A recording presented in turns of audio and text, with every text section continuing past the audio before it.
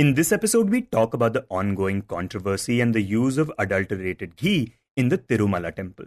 We also talk about the NRI Quota and why the Punjab government attempted to expand its ambit. But first, we talk about the problematic and sexist remarks which were made by a judge of the Karnataka High Court. Hi, I'm Shashank Bhargava, and you're listening to Three Things, the Indian Express news show. Earlier this month, following a discussion on road safety in court, Justice V. Srishananda of the Karnataka High Court referred to a Muslim-majority area in Bengaluru as Pakistan. Go to that Mysore Road flyover. Every auto rickshaw has got 10 people. Every auto rickshaw has got 10 people. It is not applicable because the Mysore Road flyover till up to the market from Gauripalya is in Pakistan, not in India. This is the reality.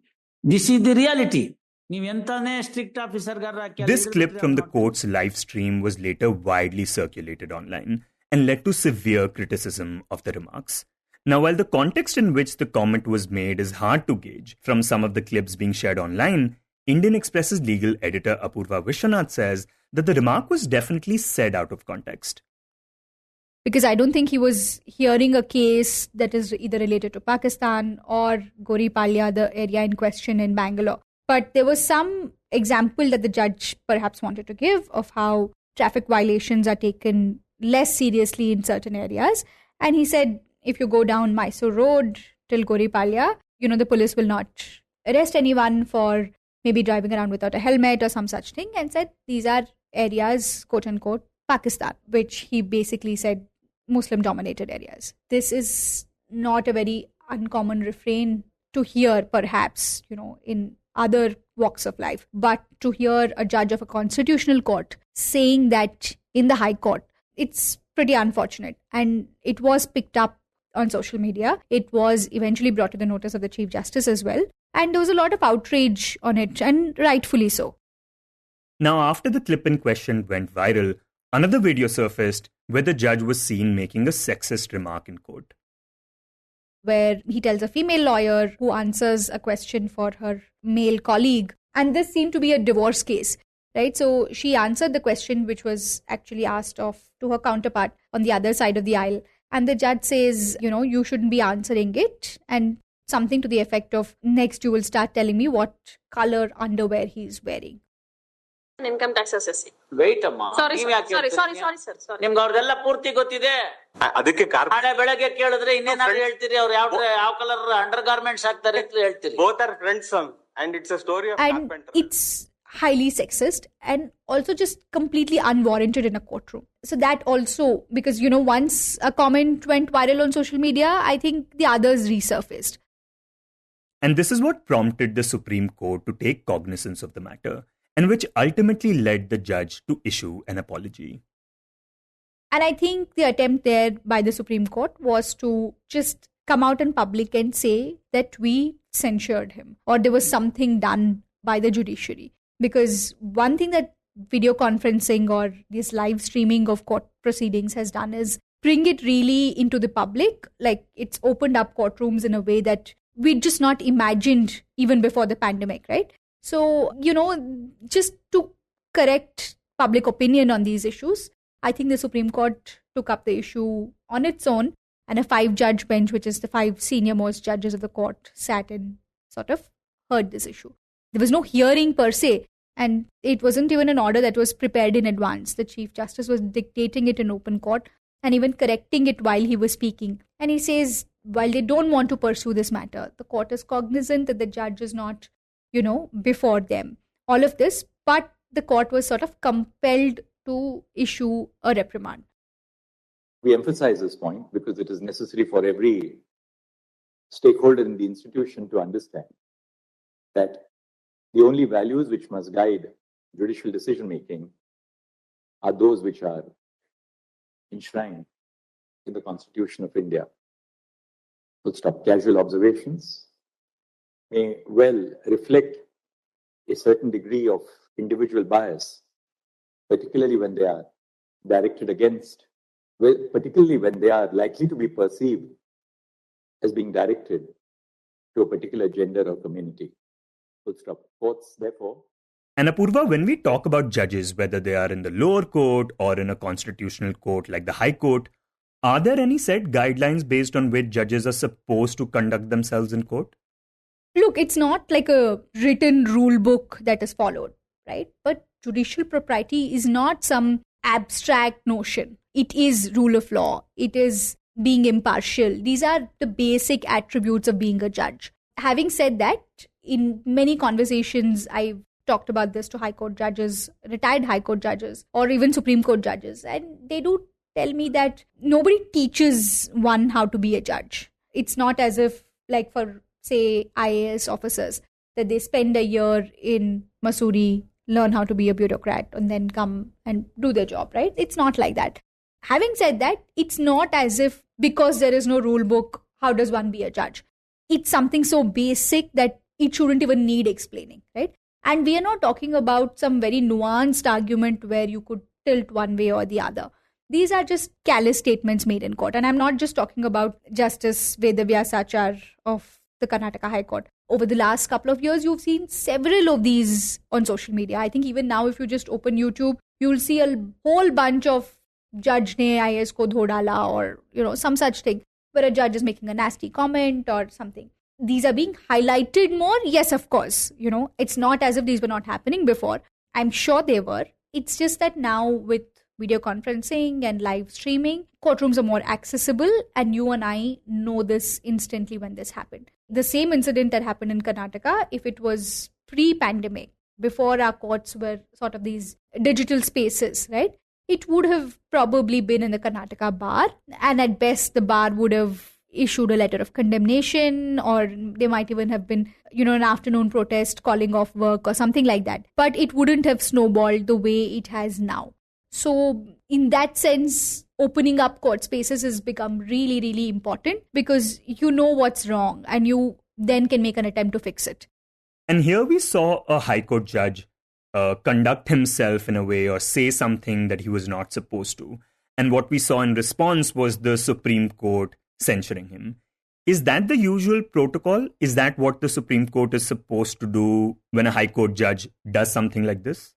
Actually, that's not the protocol. And, we don't really have a protocol. That's a sad thing because a Supreme Court judge is not, say, like the supervisor or, let's say, boss for a High Court judge, right? These are both constitutional courts. They have their own status in the Constitution and there's no preeminence over the other. Of course, in an appeal of a High Court is heard by the Supreme Court, obviously. But it doesn't mean that, there is some hierarchy in that sense between judges individually, right? But what happens here in this case is whether it's a Supreme Court judge or whether it's a High Court judge, there is no other way to deal with this kind of issue. We've seen this so many times in the past. The only legal mechanism that we have in our country to hold a judge accountable is unfortunately impeachment. And impeachment is a political process. It requires members of parliament to sign on a petition and then it's debated in the parliament and eventually you need the government to do it, right? And, something like this, for example, may not be impeachable behavior as well. Forget, this case. We have a lot of cases where there is small corruption or just a judge exhibiting, say, a bias in one case or something like that. We have no institutional ways to address these. So, for example, if there is a corruption case or, for example, a sexual harassment case, you're saying that there is no mechanism in which the courts themselves can address this? Yeah, in constitutional courts, unfortunately, there isn't. So we've come up with some extra constitutional methods, of course. One of which is what we saw today, that the Supreme Court will, take it up and then issue a censure. We saw this happen in the case of Justice Karnan, who was a Madras High Court judge. He had made some remarks against other judges of the Madras High Court. So he was eventually transferred. His judicial work was withdrawn. That happened. Recently, we had a Bombay High Court judge who, again, had delivered a really terrible judgment where she said POCSO cases absolutely need a skin-to-skin contact between the accused and the child victim. So this case, again, the Supreme Court, there's a censure, right? Because this judge was an additional judge and sort of was on probation, she was not confirmed later, right? That means she never became a High Court judge subsequently. But that was one way of dealing with it. But the other way that the collegium has been trying to deal with this issue over the last few years is transfers. We sometimes talk of out-of-turn transfers, or what we call quote-unquote punitive transfers. Is that the IAS equivalent of a punishment posting?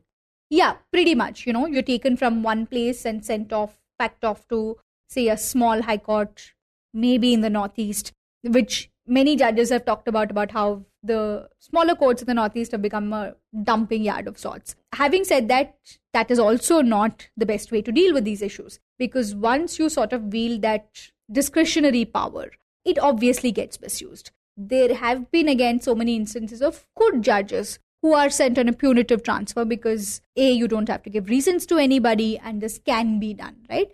So these extra constitutional methods have been developed, have been used, but you can't say with certainty that they've all been used in the best interest of the administration of justice.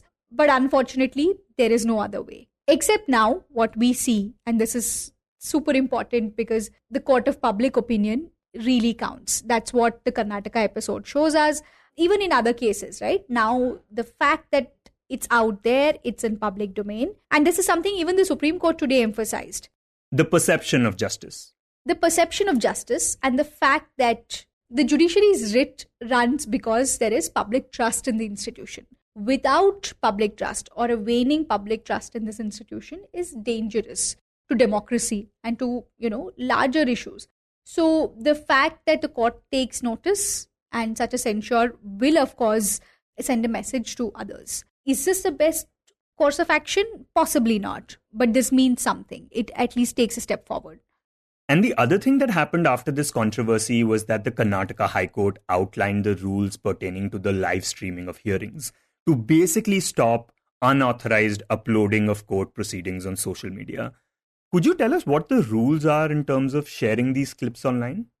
So each High Court and even the Supreme Court came up with its own set of rules, when they allowed live streaming. In fact, Karnataka High Court was one of the first High Courts to start, streaming their proceedings live on YouTube. I think this incident sort of made the court take a step back and say, because this was all over the news, it was on social media. So the High Court said you can't disseminate this publicly. It's only for the use of benefit of lawyers and maybe for training purposes, but not this. But I think that's a reaction taken in fear. Even the Supreme Court today, Chief Justice Chandrachud also said that the answer is more sunlight, right? The answer is not to then withdraw from these digital spaces, but to put it out there a lot more so that judges understand that there's a certain way of running a courtroom. The answer to sunlight is more sunlight. That's true. Not to suppress what happens in the courts, because I think this is a very important reminder to everyone. And the answer is not to close doors and shut everything down, but to say that, look, please, now our reach extends beyond these four walls. Certainly, I'm not suggesting that. But one important factor in all of these is these are not to be used commercially. I think that's the understanding when these rules were framed and sort of structured, which is fair. But, what is a fair use of this video? Calling criticism to something like this, one would argue, is fair use. If you're not making money out of it, I don't think which anybody who was criticizing the judge was. It's fair use. So again, the message from the Chief Justice of India will travel down, and the High Court will also take notice of this.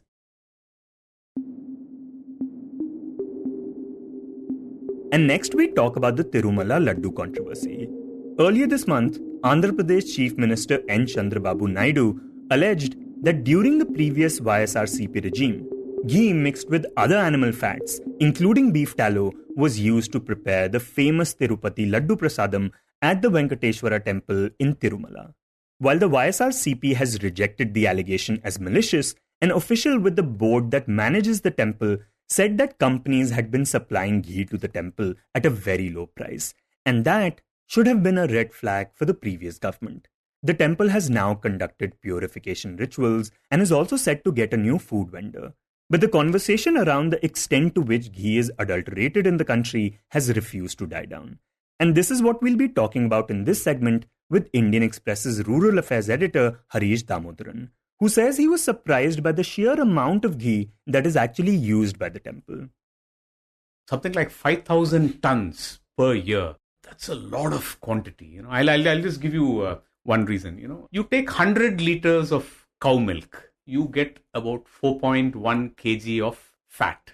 That is basically ghee. For 5,000 kg of ghee, you need about 12.2 crore liters. That amount of milk would fill up almost 49 Olympic-sized swimming pools.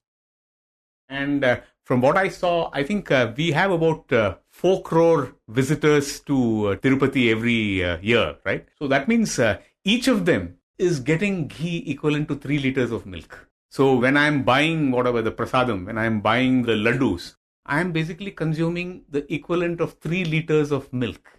So 12.2 crore liters worth of milk, the equivalent of milk, that is the amount of ghee which TTD requires. TTD is the trust that runs the Venkateshwara temple and which is managed by the government of Andhra Pradesh. So that kind of a quantity is massive. And overall, I think India's production of ghee would not be more than about 3.5 to 3.6 lakh tons. Okay, the big dairies, they need fat for their own purpose. Okay, take say for example, say an Amul. It would be procuring milk which will be of say about say 4% fat, 4.5% fat. A lot of the milk which it sells would be full cream milk, which is 6% fat. It requires fat even for ice cream. Ice cream contains about 11% fat. It needs, it sells a lot of say Amul butter. So I don't think a company like say Amul will have so much of surplus fat to sell. Because Harish says that these dairies need the fat for their own use. And even when selling the fat, they prefer selling it in consumer packs rather than in bulk, as they get a much better price that way. So Amul will sell either butter, right, which we use the same, or they would sell ghee in retail packs. Okay, say 1 liter. 1 liter contains about 910 grams. Okay, and then there they get a price of say 700 rupees or something. So I was astounded at two things. One is the sheer requirement for an organization like TTD. And the second one was, they had contracted a price of something like 320 rupees per kg. You cannot get fat, ghee at less than 500 rupees. That is wholesale. And this is really at the heart of this problem. If you're buying ghee that is, say, 36% cheaper than the wholesale rate, you're bound to get ghee that is adulterated. One thing is, why would they sell? And 15 kg tins, it doesn't make sense for any dairy which has a strong brand, etc., to sell in wholesale to some, a mithai wala or what they call as a horeca segment. That is hotels, restaurants and caterers. And in this case, temples. So I would say that most of the ghee which you get in loose or in tins, they are highly prone to adulteration. I'm not saying that every tin has adulteration, but I'm saying if you were to do a GC test, if you were to do any of this, the gas chromatography test, I won't be surprised that you will find adulterants, what they call as foreign fats. And when it comes to adulteration, Harish says that the most natural choice for it is usually tallow, which is the fat rendered from the fatty tissue found around the kidneys of cows and buffaloes. The simple reason is milk is an animal fat and tallow is also an animal fat and it is cheap. Okay, you get it for about say 80 rupees. And this is the reason it is more likely to be used than even palm oil. Like in India, we have a category called Vanaspati. And Vanaspati used to be sold as a vegetable ghee. Vegetable ghee versus desi ghee, which is basically milk fat. Okay. And Vanaspati ghee, it is palm oil which you hydrogenate. When you hydrogenate it, it becomes semi-solid and it mimics ghee. So I would say that in a typical, say, 15 kg tin, I wouldn't be surprised that, say, maybe 10 kg would be pure ghee. The remaining 5 would be adulterants. And there maybe about, say, 3 kg would be tallow. And about 2 kg would be palm oil based, some kind of hydrogenated vegetable oil. He says if customers or devotees want laddus made out of pure ghee, then they should be willing to pay the price for it. And the government should keep this in mind as well. Milk fat is the most expensive fat. And just like palm oil is the nature's cheapest fat, milk fat is inherently a more expensive fat. Palm oil today, I think, is selling at about 120 rupees, Whereas if you are saying that milk fat is about 500 rupees, it's something like more than 4 times, So milk fat is always more expensive. And that being the case, if you're buying a milk-based sweet, you should be willing to pay 4 times that from an ordinary, vegetable oil-based sweet. And maybe the sweet person should prove, he better, if he says that it is being made from desi ghee, he better not fail that test. So I think one good thing from this entire controversy is that I think now it will increase the level of consciousness about ghee. Number one, people will know that ghee is not cheap. It is premium. So I think that is one good thing which has come out of this whole thing. What was something, which is talked in hush-hush tones and, it is probably adulterated. Now it has come into the open. And in the end, we talk about NRI quota. In Punjab right now, there is a 15% quota for non-resident Indians in the undergrad seats in the medical and dental colleges in the state. When we spoke to Indian Express's Kanchan Vasudev, she told us that the state has 4 government and 7 private medical colleges and a total of 15 dental colleges, out of which 7 are private. So in all these colleges, there are 1,800 seats in medical colleges and 1,260 seats in dental colleges. These seats are filled through the merit list. Normally people who clear the NEET and then they get admission over there. So of these seats, 185 in the medical colleges and 196 in the dental colleges, they fall under the NRI quota. So all those NRIs who want to send their ward back home to study, they can get admission under this quota. So the fees is different for these quota students. For a medical seat under the NRI quota, it is about $110,000. And for the dental seat, it is $44,000. But when these seats are not filled on NRI quota, then these are filled on merit. These are offered to the general category students then. This is how it works. She says there are a lot of NRIs who want their kids to study in India for cultural reasons. But the quota is mainly so that these colleges are able to earn more money.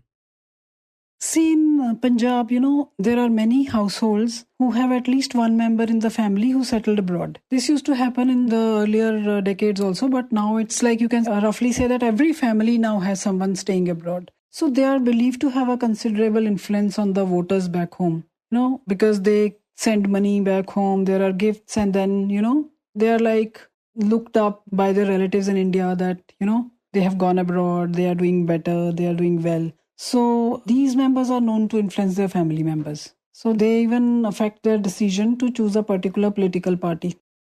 Now, the reason we are talking about NRIs is that last month, the Aam Aadmi Party-led Punjab government had issued a notification which sought to expand the ambit of this 15% quota for NRIs.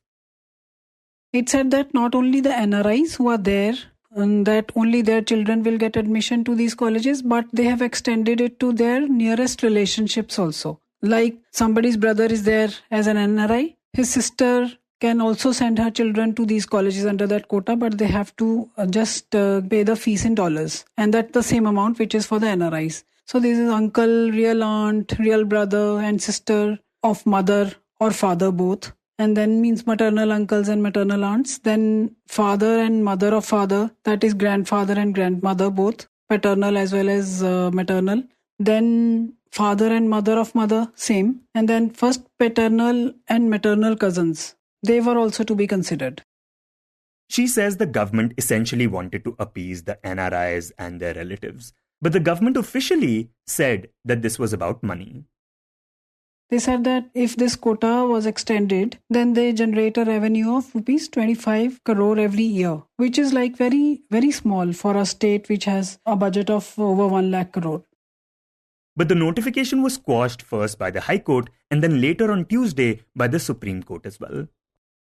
The SC bench, it said that Punjab government's move was a money spinning machine. They said this was like sidestepping the merit. Why should those students who clear this exam, this prestigious exam, they should be left out, and all those people who have not cleared the exam, they should get admission on the basis of money. So they said that this fraud must come to an end. And this NRI quota business should be stopped completely now because it is a complete fraud. And it is what we are doing to our education system. And the merit-based admissions, they should be encouraged.